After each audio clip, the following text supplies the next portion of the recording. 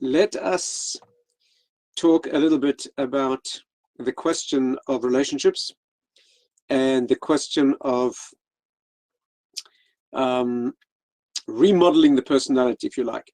The key to fixing relationships, the key to developing relationships, the key to success in relationships, of course, begins with changing the self, right?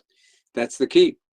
The goal of a relationship perfection is not to get other people to change themselves. In fact, that's almost always impossible. So the key really is lying in changing the self. Sometimes a change in self is adequate to redefine a relationship completely. Sometimes the change is profound enough that other people will change in response to the person you have become. And sometimes, more often, they will not change, but you'll handle the relationship completely differently. And that, of course, can completely redefine everything. So let us talk about the key to changing the self, which is what we call tshuva. What I'd like to do, with your permission, is give an overview of the subject of tshuva, or as we call it, return to self. The non-Jewish world translates this, of course, as repentance, but really that's an inadequate term. We're talking about something much more than repentance, although there is a feeling of repentance as well, which is a component, but we're talking about something much more than that. The word tshuva itself means a return, right? A return to the original pure self. That was who you were before damage began in your own personality and in your relationships. So let me give an overview of the mitzvah of tshuva. Let us take a look at the subject of tshuva, see if we can go into this as deeply as possible, explaining, first of all, the practicality, how this mitzvah actually works, and explaining a little bit of the depth as much as time will allow us. So the mitzvah of tshuva, which the Torah actually calls the mitzvah of vidui, which is confession. The name, the Rambam, the classic source for this, of course, codifying source is the Rambam in his classic 10 chapters on this subject. The Rambam makes it clear that the actual commandment is the commandment of vidui, or confession. The confession, of course, is expressing a remorse and a regret and a desire to change. But nevertheless, the practicality of the mitzvah is actually the vidui.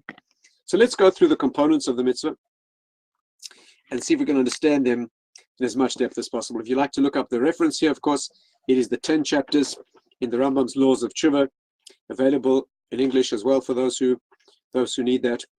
But I'll try to go through what he says with as much explanation and depth as possible. This is being recorded, of course, so you will have a chance to revise. The mitzvah of tshuva has 3 components and sometimes 5. The 3 components of tshuva are regret, remorse, and shame for the past, the confession actively in the present, and the undertaking for the future. I will not do this again. You can't possibly forget this. It is past, present, and future. In the present, the act is the act of vidui, confession, speaking out what it is that you did. The past is the expression of remorse, regret, and shame as well for what you did. And the future is the undertaking and the commitment and the verbalization of the fact that I will not do this again. In fact, the Rambam, Maimonides, phrases this whole commandment in one sentence. And you can blaze this into your memory, because in one sentence you cover the entire mitzvah. The sentence the Rambam quotes is, he says, you say, Ana Hashem, which is a sort of expression of deep longing. I suppose the simple English translation is please. You're addressing Hashem, you're addressing God. Chatasi ovisi pashati lefanecha. I've sinned in front of you. These 3 expressions of sin denote different levels of intentionality. The first is careless. I was careless. That is the least level of responsibility. The second is I did it deliberately. Can't claim carelessness. I knew it was wrong. I did it anyway. And the third is the worst, and that is I did it because it was wrong. Like when you tell a child, do not do something, he will go and do it, right? That's the problem of ego. I did wrong because you told me not to. So those are the 3 levels of intentionality. If you analyze deeply, you will find that there's a little bit probably of each of those, at least in every sin. And then you say lefanecha, which means in front of you. That means acknowledging that it wasn't a simple offense against the social norms or the conventions. The awareness here is that this was a transgression against a divine command, That's the preamble to your tshuva.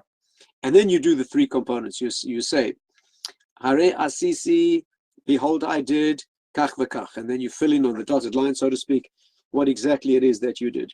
That's where you fill in all the details of your particular transgression or sin, the thing you have in your conscience. And then you say, I regret and I'm ashamed of what I did. That's the past. And finally, I will never do this thing again. That's the future. That is one sentence, and that takes care of the past, and it is gone. You are left pure as the driven snow, no punishment needed, and you have corrected the problem. Of course, this needs a lot of thought, a lot of explanation. How do a few words change the spiritual weight of what it is that a person did wrong? Right? That would seem to offend the most basic rule of the spiritual world, which is measure for measure.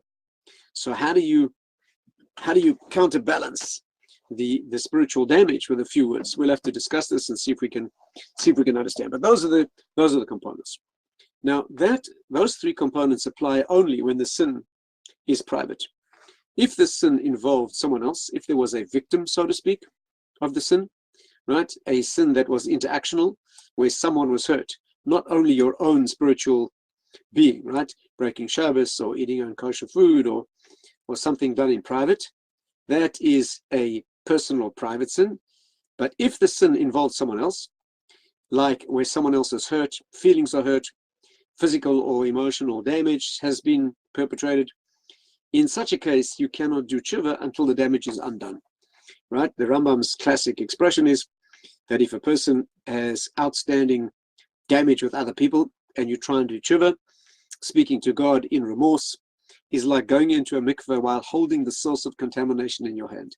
That doesn't make sense. First, you have to leave, you have to get rid of the problem, and then you can purify. And here is where the difficulty really begins. When someone's been hurt, tshuva can only be done after two prior steps. The first step is undoing the damage. You can imagine how difficult that could be. And secondly, beyond undoing the damage is absolution, what we call mechila. The person has to be appeased. They have to drop the issue. And I don't mean drop any legal claims, right? On the contrary, sometimes those should be pushed through. I'm talking about the personal hurt, the animus, the personal feeling, right? The grudge element. That needs to be appeased and needs to be dropped. You can readily see this is where things get difficult.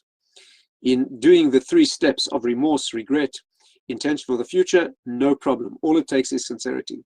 But when you have to undo damage you've done to other people and get them, right, first of all, undo the hurt or the damage, and secondly, get them to drop the issue, that can be extremely difficult. To put it bluntly, dealing with God, easy. Dealing with people, very messy. And therefore, that is where the trouble really begins. Let's put that aside for the moment. We'll come back to that later. It's Hashem. Let's talk about the three essential elements that always apply. Obviously, if you hurt someone, you've got to fix it with them, and then you still got to fix it with God. Every offense against a human being is also offense against Hashem, right? In fact, Rabbi Chanan Wasserman, one of our great figures of the last century, points out that there's no true separation between these two categories. Any sin you do in private hurts everyone else too. If you break Shabbos where no one sees, you bring down the spiritual fiber of the world. You damage the world spiritually, and you make my spiritual life more difficult. I have a claim against you for everything you've done in private. And furthermore, when I do something against you, it is not only against you, it's also against Hashem, because there's a divine commandment not to hurt you. So strictly speaking, both of these categories have elements of each other. Nevertheless, for convenience, we divide them into two. Let me make one important introduction here that some people are not aware of, and that is intimate relationships, forbidden relationships. Right? You're talking about adultery or whichever form of forbidden relationship which goes against the Torah norms or human norms as well. These the Rambam classifies as private sins. It's very important to understand, and I'll explain why. In fact, the Rambam's classic example of a person tempted, the example he happens to give is a man alone with a woman, tempted into an improper relationship. He uses that as his model for the sin and its reconstruction. And this is important to understand. An intimate relationship between two people, right? We do not class that as interpersonal, and the reason is obvious. The reason is when two people are consenting in a relationship that is forbidden. The other person involved in the relationship is not a victim. The other person is an accomplice. Right? So two people consenting to a relationship that is forbidden. There's no sin against another. The direct nature of the sin is the forbidden relationship. The person participating with you was an accomplice. Now, of course, there may be collateral damage, hurt feelings, taking advantage, deception, third parties harmed. Obviously, every sin has many, many ramifications. But it's important to know that the essence of the sin, again, when two people participate willingly in a relationship that is forbidden, that is essentially a private sin. And the reason that it's important to know this is because the absolution and forgiveness and undoing of harm from the past, in these types of relationships, usually these should not be revisited. Here's a person who's married and years down the line tries to undo some damage of an improper relationship in the past. The last thing that you ought to be doing is seeking out that individual, reopening that issue, discussing it, asking for forgiveness. That usually causes much more damage and stimulates areas that are much better left asleep. So I point that out because, especially in the Baal Tshuva world, where people have lived in a way that included open relationships before they moved into the modesty and I would say the controlled relationships of the religious world, very often there's dysfunctional guilt about the past, and very often it is better to leave many of those issues closed. There's a more general point as well, of course, and that is where you have done something that has damaged someone. Even then, very often it's best to leave that area closed, because when you go and start addressing it with a person, you can stir up pain and cause much more pain and harm than you fix. Okay, we'll try to come back to that, but that's a point of introduction. Let's go through the components of the mitzvah, of the elements that are included in the vidui. So let's focus on our three basic issues, namely the vidui itself, the confession, the verbalization, the regret, remorse, and shame for the past, and the undertaking for the future. Dan, as I mentioned, please hold the questions just for briefly. I will come to your very relevant question of how you fix things when you can't find the person or if they're no longer alive. Very difficult question. Let's put those questions aside until we have dealt with the basic format of the mitzvah, and then I'll grow into the more difficult area of interpersonal issues. So let's cover the basics. First of all, the vidui, the confession. So the laws of the confession, very briefly, are that the vidui must be allowed, that is verbal. It is not good enough to think it. This is like saying Shema or prayer, for example, tefillah. These three areas, tshuva, tefillah, and saying Shema, they need to be verbalized. The mitzvah is to express the words in the world, and therefore thinking does not cover that requirement. There is a fascinating question here, raised by one of the great sources, one of the great classics in this field, known as Takonos HaShavin. That's a classic work on tshuva by Rav Tzadok HaKohen. He asks the question whether one can do tshuva without the vidui. Namely, here's a person who decides that their course in life is negative. They wrench their train off a bad track and put the train onto a good track. Their behavior changes and they are moving now in a good direction, behaving positively. But there's been no confession. Does that cover and fulfill the mitzvah of tshuva? And his answer is illuminating. He says, of course it does. And not only that, you don't need to be Jewish for this. Any human being who reconsiders their path in life and cleans up their act, so to speak, and moves in a positive direction and starts behaving correctly, of course you've done exactly what you're supposed to have done. So that there's no question that is a sincere change, and of course it is what is required. However, it has two deficiencies. The first deficiency is the mitzvah of vidui has not been done. There's a commandment in the Torah. The Torah says that when you've done something wrong, you need to confess it. Right? That's a specific positive commandment of the Torah. This person has omitted that aspect of the mitzvah, which is the confession. And secondly, the change of course in life without the vidui does not include the miraculous consequence of the past disappearing. Let me try to explain this. A person who's moving his train in a bad direction on a bad track and wrenches it onto a good direction and heads towards a positive destination and is now defined as a righteous individual. That's all valid and fine, but the past remains attached. When you look back, the baggage is there. And after all, it must be there. You've done damage in the world, and the damage is there. And that if you work for a company and you betray the company and you act in a disloyal fashion and money accrues to your account that should not have been there, and then you do tshuva and you become the best employee in the company, totally loyal and functioning correctly, you still owe the money. You still have debits. There's still a debt that has to be paid. The damage of the past remains. The miraculous consequence of tshuva with vidui, right? Absolutely miraculous. When a person does tshuva and then they regret the act with a full vidui, not only do you find your train on a new track, but miraculously the past has dissolved. Amazingly. The past has gone. The baggage no longer attached. Where is the baggage? We'll talk about in a moment, which is a very deep Kabbalistic subject. But the baggage no longer attached to you. The truth is that the baggage is rolling on along the track. It is there in the world. After all, the world was damaged, but it no longer has your name on. Since you have detached from it, it is no longer yours.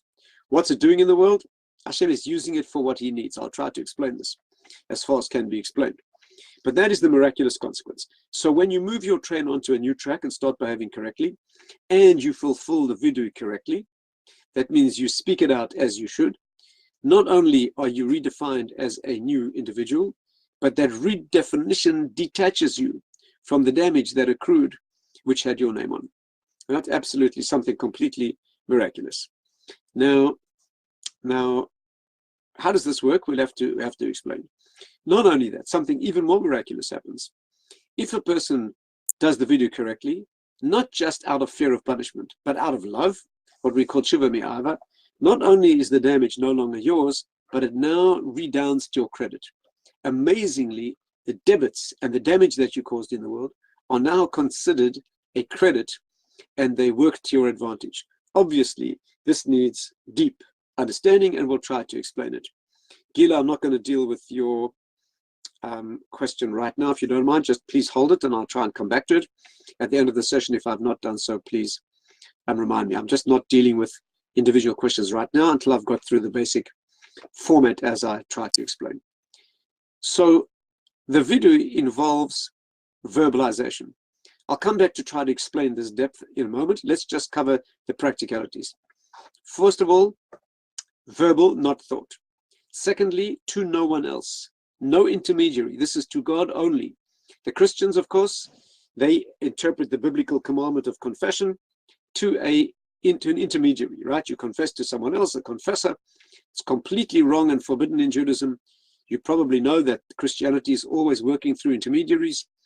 The Christian idea is that God is too high for us to relate to directly, and therefore you need an intermediary, whether it's what they call the Son, the central figure of Christianity, and similarly in a confession. We do not do that. We deal directly with the source. That is our special relationship with God. And so the confession needs to be loud enough for your ears to hear, but no one else. The Sha'arei Tshuva says, one way to understand this, of course, is that if you were truly ashamed, you wouldn't go around announcing it to everyone else, right? If you've besmirched the name of the king, you wouldn't go around the kingdom telling everyone what you've done. And therefore this must be private. So the laws are, number one, verbal. Number two, loud enough for your ears to hear what your mouth is saying, but no one else.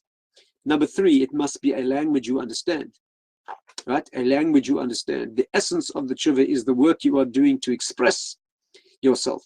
This is not a religious formula, right? Unlike some other things that can be said in Hebrew, or even where your understanding is poor.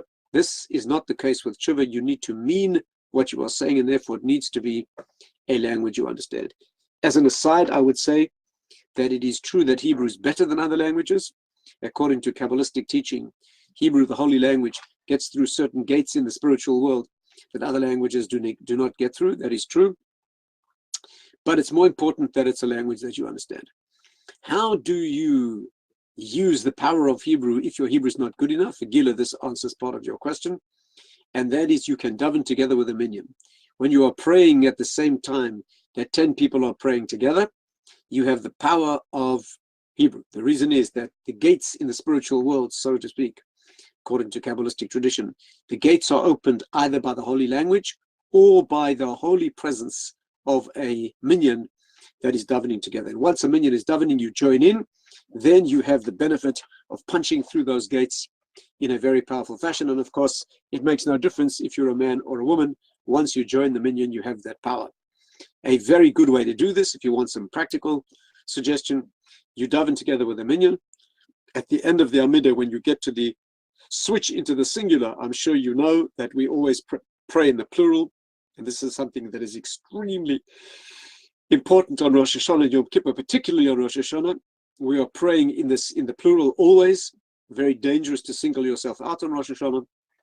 But Jewish prayer is always praised in the plural. However, when you get to the end of the Amidah, we say Elokai Netzor Lashoni, which is a switch into the singular. At the end of that paragraph, just before you sign off, Yilu Rotzon. In fact, the custom of the Gaon of Vilna is not to say that line until you've got to the end of the paragraph of personal stuff. And just before signing off, you can add in your own personal prayers at that time. The beautiful tradition is to say your name first, introduce yourself, and after you've said your name, you can make your own requests and do your own tshuva. And since you began with a minyan, you have the power of the minyan. You will notice that Kaddish is said in Aramaic, not Hebrew, but it's only said with a minyan, right? If you want a practical proof that our prayers get through in a language other than Hebrew when a minyan is davening, the classic example of that is Kaddish, which is said in Aramaic. So you get to the end of the Amidah, switch into the singular. Before signing off, you say your name. Of course, we don't mean you simply announce your name. You know, Hashem, this is Esmeralda, you know, or Butch, or Griselda. No, we mean your Hebrew name, of course. And the way we introduce our Hebrew name is by quoting the verse in the Torah that begins with the letter your name begins with and ends with the letter your name ends with. Right? So it's a beautiful hint to where you are located in the Torah. You say your name. If you'd like the practical way of doing this, you can look up on page 924 in the Art Scroll Siddur. You will see a long list of first and last letter combinations, so you can find out what the relevant verse which is relevant to your name. It can be a verse that begins and ends with those letters, or a verse that simply mentions your Hebrew name. After you've said your name, a beautiful hint to where you as a Jew are located in Torah, then you say your own personal stuff. By the way, as an aside in the aside, why do we introduce ourselves at the end of the conversation? What normal person has a conversation and only at the end introduce themselves? Normally, you call someone and you say your name first, not at the end of the conversation. And here the answer is clear. And the answer is, if you began a conversation with Hashem by saying your name, unfortunately, there's no guarantee that that gets big time attention. So we as Jews, we begin our prayer, Elokei Avraham, Elokei Yitzhak, Elokei Yaakov, God of Abraham, God of Isaac, God of Jacob. That is big time name dropping. When you say those names, you guarantee big time attention. Right? Those were the mountains of Jewish history. And then at the end of your prayer, you slip yourself in on the coattails of Jewish history, as if to say, Hashem, I'm a grandson, I'm a grandchild. My great-grandfather started the club, had a very special relationship with you. Do it for me because you're doing it for him.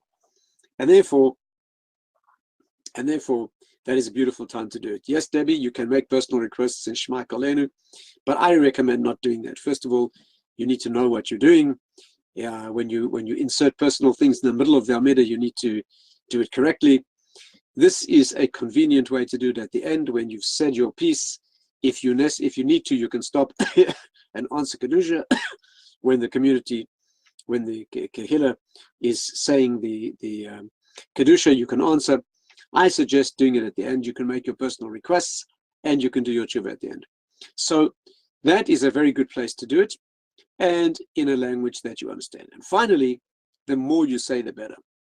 The more details you say, the better. This needs understanding. Why is it better to say more? Our normal practice in Jewish life is to say less. The less you say, the more potent your words are. The more you say, the cheaper your words, right? There's a law that a teacher should always teach briefly. So why do we try here to say more rather than less? And there are a number of reasons for this.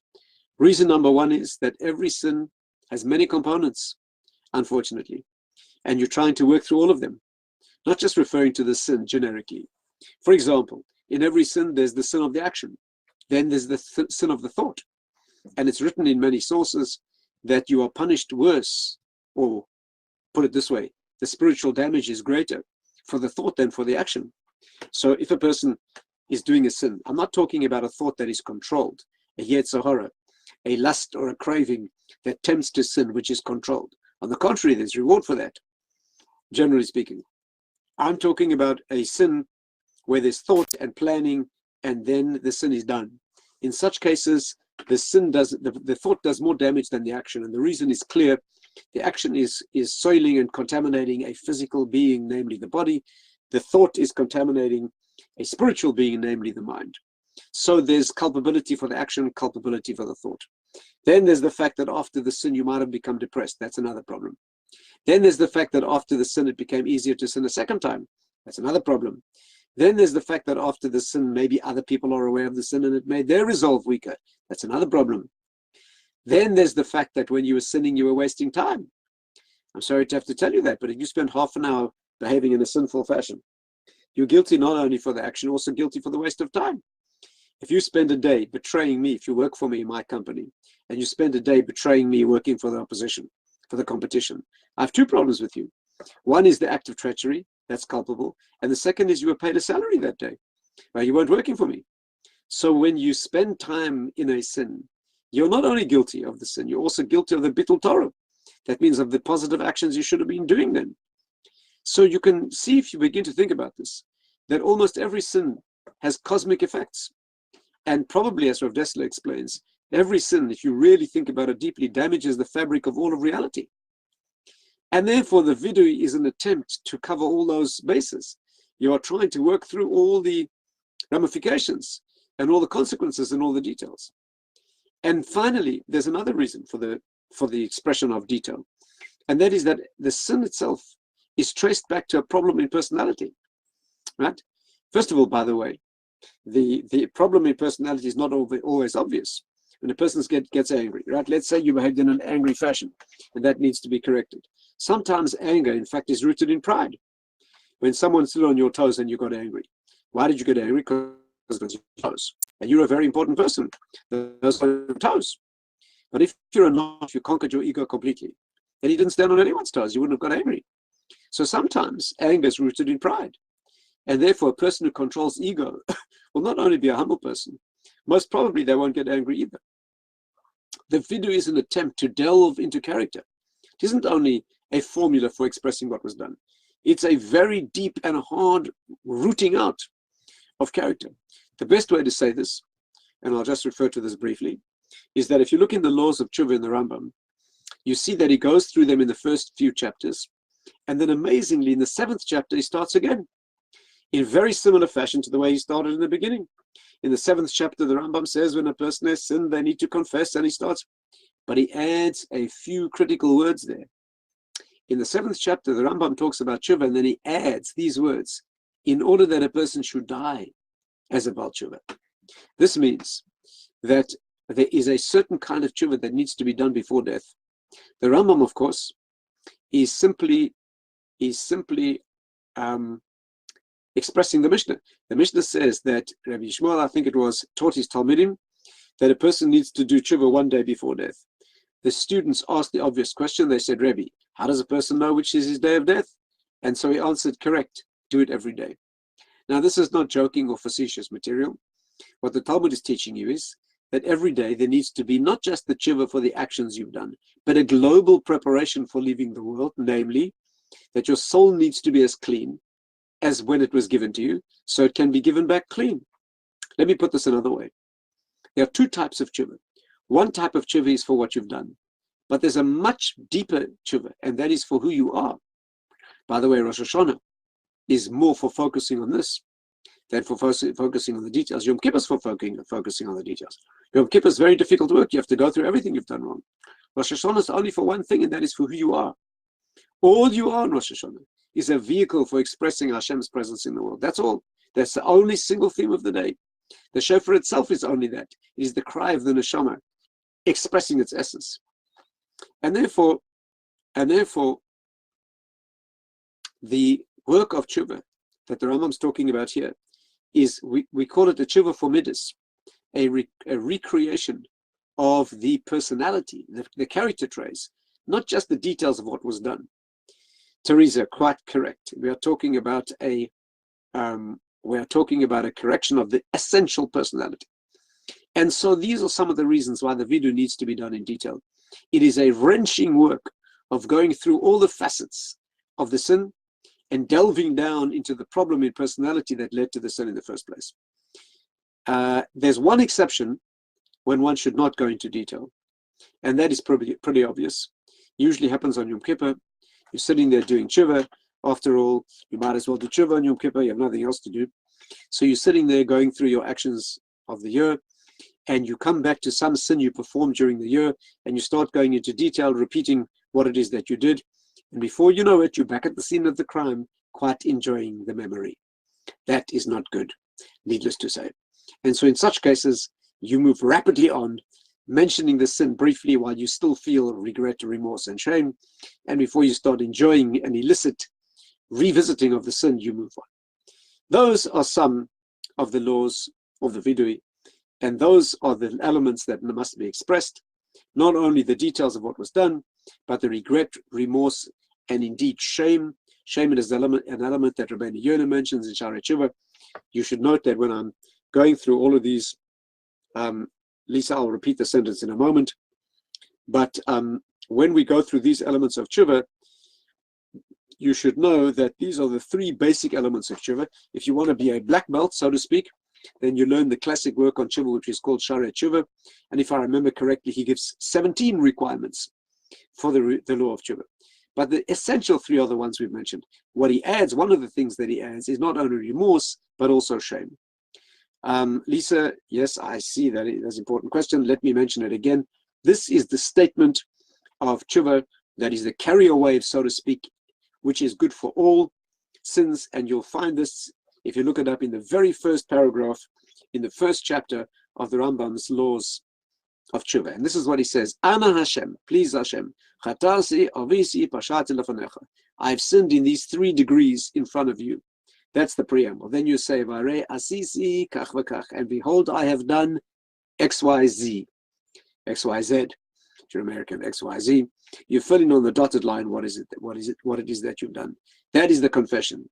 And then, Hare nichamti uboishti b'masai. Behold, I regret and I'm ashamed of what I've done. And finally, I will never do this again. Those are the 3 elements. Hadassah, this is said at the end of the Shemona Esrei, at the end of Yil Rotzen, just before you say Yil Rotzen and sign off at the very end. That's a great time to do it, but it can be done anytime. Some people do this every night before going to sleep. The recommended time, of course, is as soon as you've done something wrong, you try to fix it. If it's an important thing, you need to come back to it, perhaps on Yom Kippur. That is a good advice, and probably not more than that.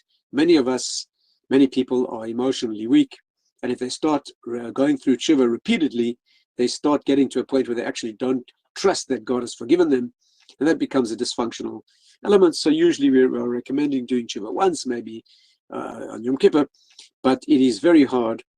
It is very hard to keep repeating the same tshuva again and again. The greats of history, of course, King David HaMelech spent the rest of his life doing tshuva. And if you're great enough, Rav Sadia Gaon, they say, in the 9th century, 9th, 10th century, it is said that he did tshuva every day for the person that he realized today that he could have been yesterday. How'd you like that? Right? Tshuva, because today he realizes that if I'm capable of being what I am today, perhaps I could have done this yesterday. Okay, that's a black belt level. Gloria, you want the phrase? Look it up in the very first paragraph of the first chapter of Hilchos Tshuva. Maybe Jillian in the background or Hannah will put it on the screen. But if not, you can look it up easily. You are welcome to email me. I will copy out that phrase for you. But it is very easily found. These days, you need no more than a search on your computer. Just put in Rambam Maimonides, Laws of Repentance, Chapter 1, Paragraph 1, and you will have it in glorious black and white clarity on your screen. Okay, now, yes, Gila, it is true that every time you do tshuva, you cleanse yourself further if you do a further tshuva. And if you're capable of doing that, it is wonderful. But if you're not capable, you're the type of person who starts getting loaded down with guilt and starts becoming obsessive, I would recommend that you move on. This is a personal question, depends on your level. Okay, Beth, you have asked a very relevant question, a classic question, in fact. Many things in the video that you don't feel you are guilty of doing. I'm sorry to have to disappoint you, Beth, but almost all of us are guilty of almost all of those things in various degrees.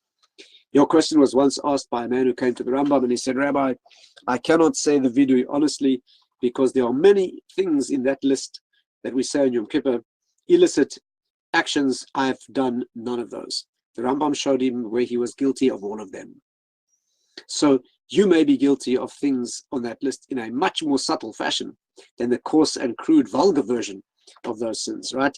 Nevertheless, I strongly recommend that you go through the alphabetical list. By the way, you'll notice that most of them are categories, dealing with parents, for example, dealing with friends, sins of speech in general. Nobody has perfect speech. And therefore, and even things like things that apply to judges. Yes, it's true, you may not be a judge in a court, in a bet din. Nevertheless, you have judged others and you have come to conclusions that have consequences. And if you start thinking about it in a subtle fashion, you will realize that you've probably transgressed everything. Not in a vulgar and basic childish fashion, but at a sophisticated level. You know, let me give you the example of theft. Let me give you an example of theft. Theft can involve breaking into someone's house at night with a black mask and a crowbar. But no one in this session preparing for Rosh Hashanah is guilty of that. But you might have said a dishonest word. Let alone maybe made a private phone call at the place where you work. Maybe you came a little late to work or left a little early. That's theft. Maybe you had a longer coffee break than necessary. Maybe you didn't work as hard as you could. That's theft. So you see there's subtle levels. If you say a dishonest word, you mislead someone in a way that is not harmful at all. That's theft. It's called theft of the mind. If you visit someone in his hospital and you on your way out, you see that someone else is ill. You didn't know that person was there. So you walk into the room and you say, I came specially to visit you. You're lying. Now you might have done a mitzvah too. That's another consideration. But if you mislead someone, that's theft of the mind. So when you tell me, well, you've never stolen, we don't mean in the vulgar fashion of shoplifting or breaking into some private property. We mean at your appropriate level of subtlety. To understand this more deeply, take a look at my book on free will or download my talk on free will to get some idea of that relative level. Okay, Gila, can you do tshuva completely? Yes, you can, because even when you don't remember the details and the subtleties, you refer to the category. Many sins we have done are too subtle or too frequent for us to remember. So the best we do is we get to the category. We go through alphabetical categories. We go through all the areas of our lives. We go through the various, just to set the scene for this. In the Ashkenazi Machzor is a wrenching prayer. When you come to Yom Kippur and you go 10 minutes early and you look in the beginning of the Ashkenazi Machzor, you will find what's called Tefillah Zaka. It's a very, very beautiful and potent prayer. The essence is, it's about 5 or 10 pages long, but the first 2 or 3 pages are the essence. First of all, just to set the scene, the beginning of that prayer is working through every part of your body and how you've been using it in the last year. If that doesn't embarrass you into remorse, I don't know what will. My eyes, my ears, my hands, my mouth, my tongue, my lips.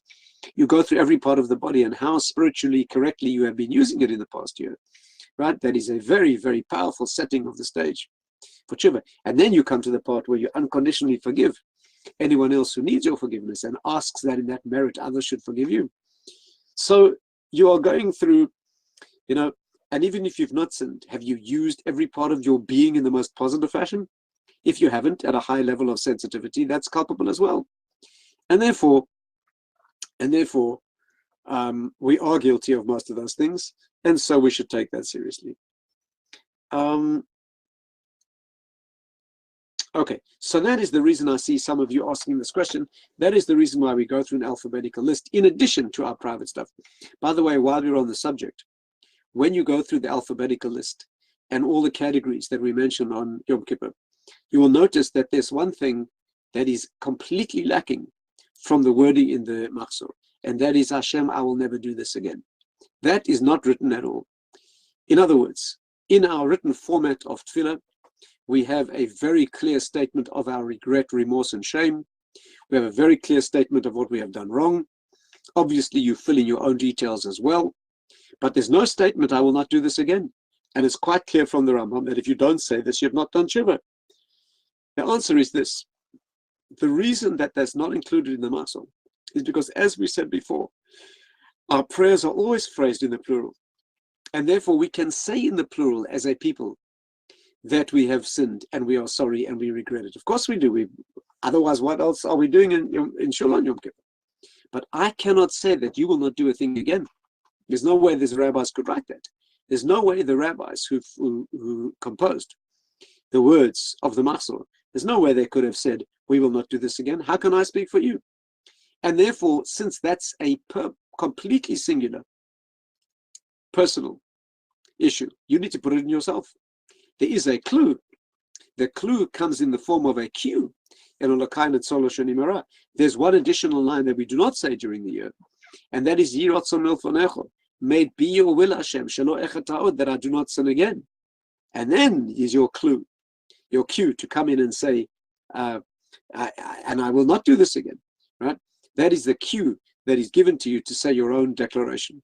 However, there's no formal declaration in the Machzor, and you need to do that yourself. I suggest you take a pencil and you write it into your Machzor, the one you'll be using on Yom Kippur, so when you get to the end of the confession, you remember to add in your own personal stuff, not just the formula, and then to make your own personal statement for the future.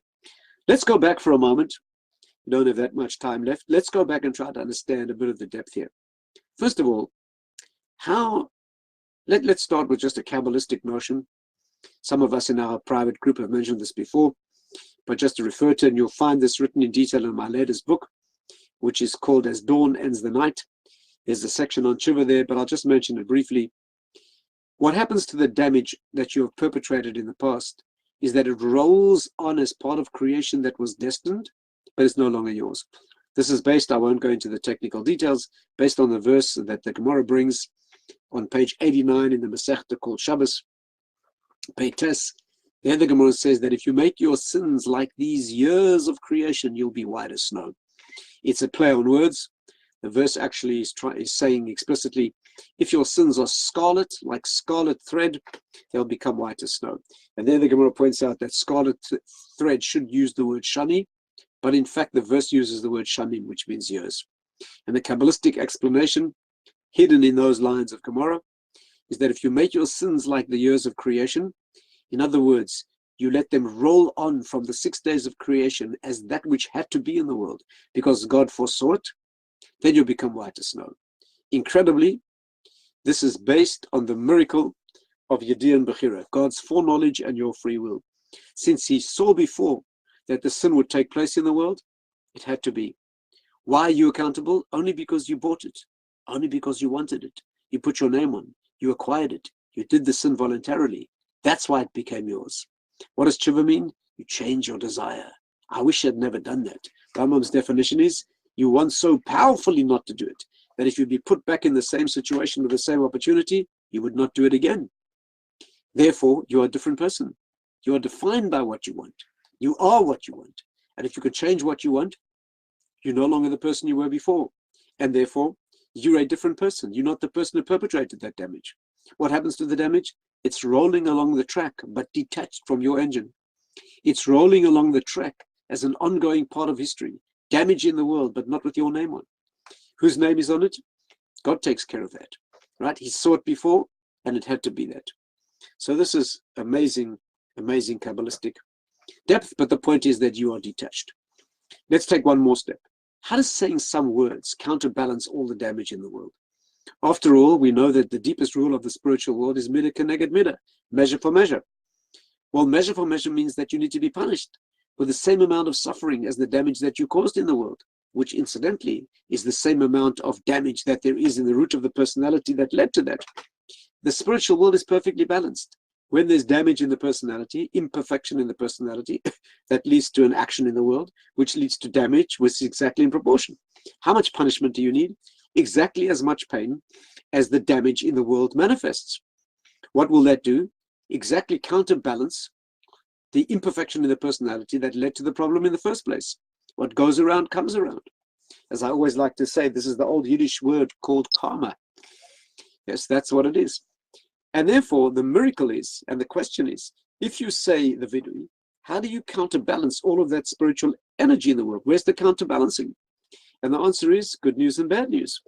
The good news is tshuva works.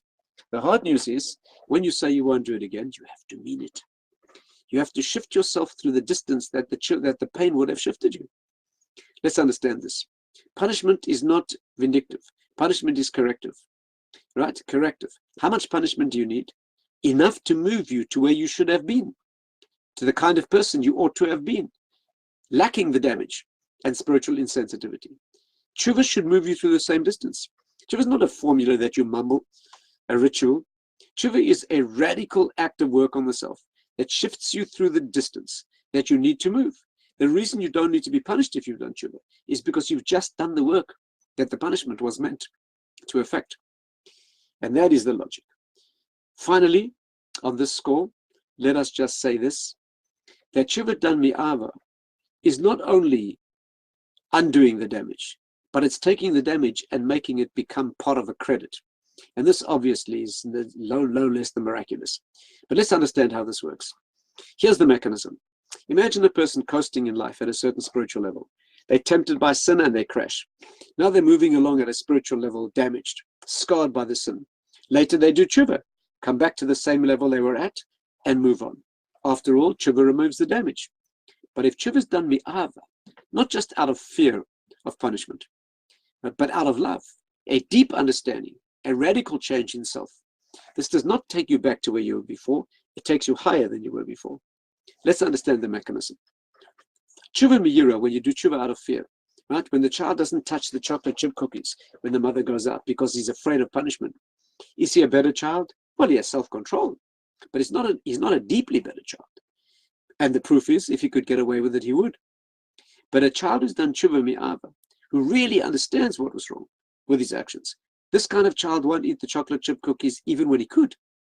There's been an intrinsic and deep change in the personality. And that leaves you better than you were before. The mechanism is this. Person moving along at a certain high spiritual level never sinned. But they have a problem. They have a vulnerability in their personality. They're vulnerable to temptation. Hit temptation, they'll crash. We know they did. So they're looking good, but they have a vulnerability, a crack in their back axle. Hit the curb, it will break. Now later they do tshuva. Where do they go? Which level do they reach? Rambam says that the definition of tshuva mi'ava is that if you'd be put back in the same situation, this time you wouldn't do it again. So now you've become a better person than you were before. Before you were the kind of person who would do it. And now you've used the fall to eradicate the problem. Now the tshuva has become, the sin has become an advantage. The sin, so to speak, has become a mitzvah. The moment you crashed and exposed your weakness to yourself led to a reconstruction that has eliminated the weakness. That's an amazing process. It's like sometimes I look at a person's x-ray and I say, you broke your leg 10 years ago. And the patient says, hey doc, how do you know that? The doctor knows because a bone always breaks at its weakest point, but it never breaks there again. When a bone heals, it thickens around the fracture site, and that's one place it will never break again. This person who has fallen will never yield to that area again if they've done tshuva mi'ava. And therefore the fall in exposing the weakness has led to a reconstruction. And that is one explanation for how the damage of the past can actually become a credit. Now, in the time that's left, let's turn our attention, finally, to the question of how you fix problems with other people. Obviously, this is just an overview of tshuva. Each of these details needs speaking out. And you can find a lot of wonderful material on this. One of the classic sources for those who'd like to go into a bit more depth is Rabbi Zevin's wonderful book on the festivals. I think it's called The Festivals by Zevin, Z-E-V-I-N, right? A very, very classic work. Rabbi Zevin was one of the original editors and contributors to the Encyclopedia of the Talmud. A very remarkable individual. I think he died in the 1960s, somewhere around there. Very remarkable and creative individual. Just to give you one example of how creative he was, he has a halachic analysis, a most beautiful halachic analysis of Antonio's contract with Shylock, right? In Shakespeare's Merchant of Venice, when they write a contract in which Antonio will have to yield a pound of flesh if he cannot pay his loan to Shylock, right? Rabbi Zevin analyzes the halachic validity, right, or otherwise, of that contract. That was the kind of original mind that he has. Fascinating piece. But the point is that he has a wonderful book on the festivals, going into the practicalities and the depth of the laws. And in Rosh Hashanah and Yom Kippur, he goes into Tshuva, and it's a classic work. ArtScroll actually printed that as a 3-volume work in English. Obviously, his work was not written in English originally, but ArtScroll years ago published a book, must be 30 years ago, 25, 30 years ago, they published a book called The Festivals by Rabbi Zevin.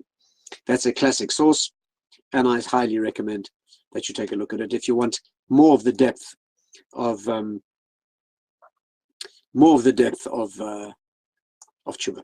Let's just briefly cover the point about damage to other people, and I'll be sure to hand over to the rest for the rest of this program, this amazing Jewish Workshops program, open seminar, webinar for this day preceding Rosh Hashanah, which I'm had a part in. How do you damage and gain forgiveness? In many cases, you pay back the money. Let's say you owe the company money, make sure it gets back into the account. You don't have to tell them. Simply don't claim a bonus that's coming your way, or make sure that the money problem is redressed. If it's been an interpersonal issue, you walk up to the person and say, listen, I'm sorry, life's too short for this sort of thing. I'm sorry for hurting you. Please, let's forgive each other, and all is forgiven and fine. What happens when you can't find the person? What happens when they're no longer alive? How do you make up the damage? Well, again, bad news and good news. The good news is that it can be done. If you owe someone money, or you have to pay them for damage and they're no longer alive, you owe the estate. You owe the place where the money has devolved. So make sure that you pay it to the family. If you cannot find the family, like one person told me that he'd been running a very, very successful business very dishonestly for many years, and now he wants to fix it. How do you fix such a thing? Where are you going to find all the customers, all the clients, Jews, non-Jews? Very difficult. The answer is you make an accounting of the funds that you think accrued to you in an illicit fashion, and you pay them away to a community cause. Do something for the public, for the community, and the benefit will ripple back to those who are wronged. That is an acceptable way of paying. So you are paying it back in that way. You might need to speak to your local Orthodox rabbi. Each case, the damage can be paid for, and in fact, indeed, the damage must be undone in that fashion. And finally, how do you gain forgiveness from a person who's so badly hurt that it may be difficult for them to forgive you? How do you do that? First of all, the Rambam writes that when you need to forgive, it's a cruelty not to. In fact, the law is when you ask a person to forgive you and drop the personal hurt, if you ask a few times and you send friends and they consistently refuse, it becomes their problem, right? It becomes their problem. It's a cruelty. They refuse to forgive you. You drop the issue and it becomes their problem, unless it's your rabbi. If it's your spiritual teacher, you need to go back indefinitely, because if that person is not forgiving you, there's a reason. But with that exception, you drop the issue. When you need to forgive, of course, you need to drop issues. How do you do that when you're too badly hurt? It has to be sincere. How do you get yourself to a level of sincere dropping, waiving of any outstanding pain? Well, if you cannot rise to the occasion, there are 2 tricks you can use. One, remind yourself that it is bad for you to hold that grudge, that pain. Never mind them, they may not deserve it, but you'll get an ulcer. Unhealthy for you, so drop it. And if that doesn't work, there's stronger medicine you can use, and that is you can remind yourself that one day you'll need to be forgiven when you don't deserve it, and you're not going to get that. When you stand on Yom Hadin, the day of judgment, and you say, Hashem, I'm guilty, but please forgive me. You're not going to get forgiven if you don't deserve it. This is a day. Try going to a court and saying, Your Honor, I'm guilty, but please forgive me. They'll have you for contempt of court. This is not social welfare. God will not forgive you when you don't deserve it, unless you once forgave someone who did not deserve to be forgiven. If you did that, you will be forgiven because you do deserve it, because you did. What goes around comes around. So if you ever forgive someone where you hurt too badly, right, but they don't deserve it, but you forgive them, you drop the issue, you might just be saving your life. And finally, let me leave you with Dan, past life sins are not relevant. Not relevant. You're in this world to fix You do what you have to do. That fixes past life sins. You can't do vidui for a past life if you're not aware of it. Not dealing with gilgulim. And finally, you can ask people for forgiveness without telling them what you did. Right? That is a classic custom that we have. Blanket forgiveness. Don't ask me, just forgive. When a son goes to his father and says, Abba, don't ask me what I've done this year. I've not been an ideal son. I need your forgiveness. What normal father will say no? Who wants other people to be punished on his account? And if the person says yes, I don't know what the details are, whatever it was, I drop it. If that is a sincere declaration, it is good. And that's the root of our custom, that before Rosh Hashanah and Yom Kippur, we all ask each other for forgiveness. And while I'm on the subject, I might as well ask all our members. No doubt I have not answered all the questions timelessly. Sometimes perhaps I've been slow on the emails. Whatever I've done that is not perfect, I would request that you all forgive me in case I've not been adequate as a teacher. But with that, on that note, with 1 minute to go, let me wish you all a most wonderful Rosh Hashanah. And I look forward to our regular weekly webinar, going back to our text, which we will pick up in Mitzvah Hashem next Thursday at the regular time, not this week, because I'm traveling. Any of you happen to be in Passaic this weekend on Shabbos, be great to see you. Rosh Hashanah, I will not be around here. So I look forward to meeting you again next Thursday night as usual. All those who are new, welcome. Thank you for having joined us. Please don't hesitate to email me. You'd like to join one of our webinars, you can contact Jewish Workshops. Only too thrilled to have you. And I wish all the best to all of you at Jewish Workshops, and all of you who are regulars, and all those who joined for the seminar. You should have a year of bracha and simcha. Jewish people should have only a positive experience. Uplift the name of Judaism and Hashem in the world.